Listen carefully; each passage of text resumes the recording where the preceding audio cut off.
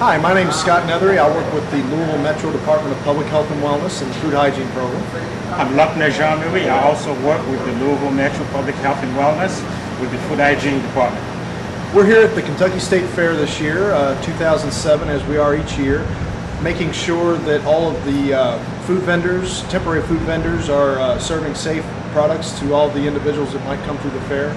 We're expecting roughly 600 to 700,000 people to come through this year, and we want to be sure that foodborne illness is not present this year at the fair. Not only do we look at food items and other things, but we also try to keep environmental issues in mind, waste, liquid waste. We've got a lot of RVs that come in, a lot of people that temporarily set up their homes here, and we have to make sure that all of the gray water issues and other waste are going to the right spots. So not only do we look at food issues, but we're really looking at a lot of environmental concerns while we're here. Luckily, we get a lot of help from out there in the state. We get a lot of state employees that come to help. We get a lot of local employees, not to mention several Louisville Metro employees. Without their help, this wouldn't be possible. We have anywhere from 13 to 16 or 17 individuals that work each day, every day at the fair. We've sold 113 permits this year for temporary vendors, and each of those facilities is inspected at least one time every day. So it's a big task, but it's one that we enjoy it each year, and our mission is again to protect public health through food safety and other environmental issues. One of the requirements is that every food vendor attends a sanitation class. We started doing that since Tuesday. That was the first class. On Wednesday, we had 3 classes. Yesterday, we had 1 class as well. And today, Friday, is the last class that anyone who has not attended will have to go to. This class is very good. It touches on everything that we need to cover regarding food safety.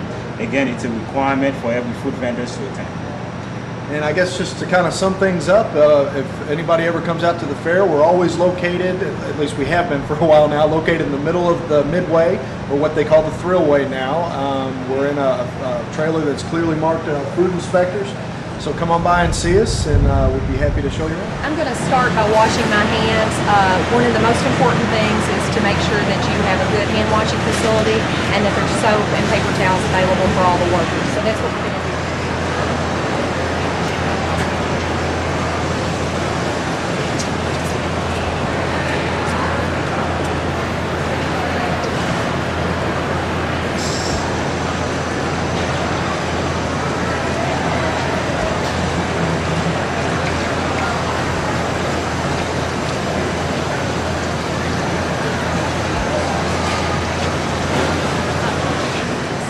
To have thermometers that are accurate and conspicuous in the front of the unit.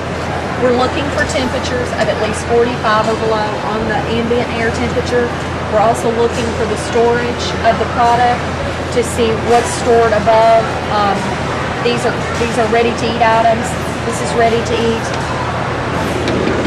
And general cleanliness of the facility. The 3-compartment sink is required to be set up with wash, rinse, and we do allow them to leave that unit empty, and then their last sink has to have sanitizer. They're using bleach as the sanitizer, and one of the things required is that they have test strips available to test the concentration of the sanitizer.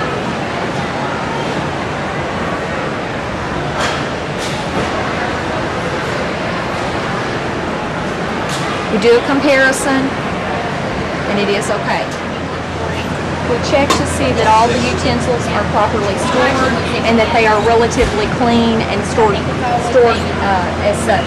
We'd like to see the handle up so that you don't have people handling the use side of the utensil. Some hands. There is a bit of water on these, so we would like to see them air drying more so that they are not stagnated. One of the things that we do is we check holding temperatures. We're looking for at least 140 degrees on hot holding. We're going to check a few products. First, we want to sanitize our thermometer.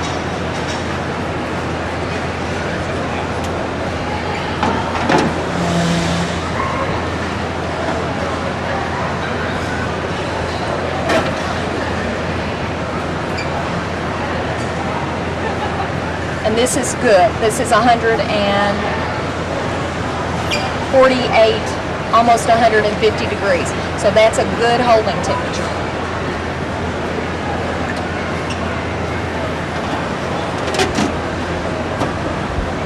We're also going to check a couple of the cooked vegetable items because, again, it's not just the meats. We're also looking for cooked vegetables have to be held at 100. Those look good.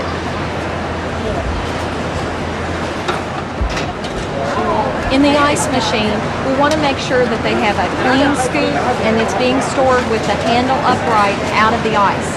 That keeps the person from digging through the ice with their hand and possibly contaminating the ice.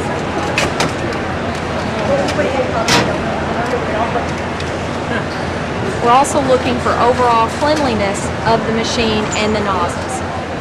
Food should be stored up off the floor and protected. We don't want to see food items or single service stored directly on the floor. Again, all refrigeration units should have visible, conspicuous thermometers. This one's reading 40 degrees, which is good. We're also concerned about cold holding as well as hot holding. We'd like to see cold holding at 45 or below. They're all potentially hazardous blood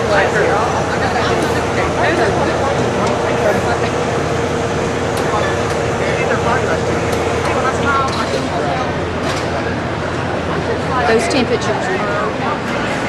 We also look to make sure that all spray bottles and cleaners are labeled as to contents. You can see this is labeled as bleach water and it's stored away from the food. First in here is we look. One of the things that we do is we check to see that the facility has received a permit and an inspection on the previous day. We use a recording sheet to write those down, and those are done on daily logs. I've already talked to the manager and told him what we are doing today, and for teaching purposes, we're going to show you some things that we're looking at. Hi, my name's Anya Weber, and I'm the State Fair Coordinator for the Kentucky Cabinet for Health and Family Services. This is about our 8th year here at the State Fair, and this year our theme is Everything Counts. We are offering lots of health screenings and wellness information that will benefit families and children. And we're trying to make the point to families, especially with young children, that every lifestyle decision that they make can positively impact their lives. And these are decisions like choosing not to smoke, choosing to engage in regular physical activity, and choosing to eat nutritious meals and choose healthy snacks. Some of the programs that I mentioned are here. Physical activity. We have lots of information about tobacco cessation, and we have nutrition information, including fast food facts and how to make healthy food choices every day.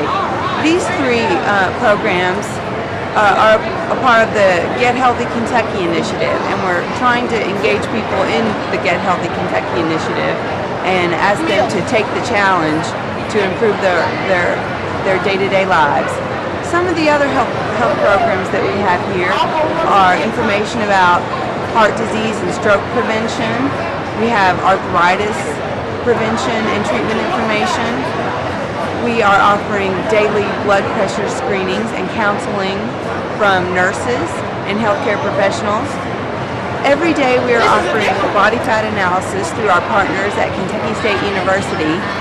And some of the featured activities that we'll be having include cholesterol testing and blood sugar testing. That's from our partners at Carter Hill Rehabilitation Hospital. We'll also be having 2 Women's Health Days, and those days will feature bone density testing and information from the Kentucky Women's Cancer Screening Program. We appreciate all the efforts that Department for Public Health staff have offered here at the fair. One other program, very important program that I need to mention, is our diabetes educators. They are here every day talking with people and counseling them about how to keep their diabetes under control and how to prevent diabetes and how to prevent it from progressing. So we get a lot of people asking questions about diabetes. Like I said, the Department for Public Health staff has been excellent in preparing and executing these interactive programs at the fair. We expect 2007 to be a wonderful year at the State Fair, and we hope that our visitors are learning that everything counts. Thank you.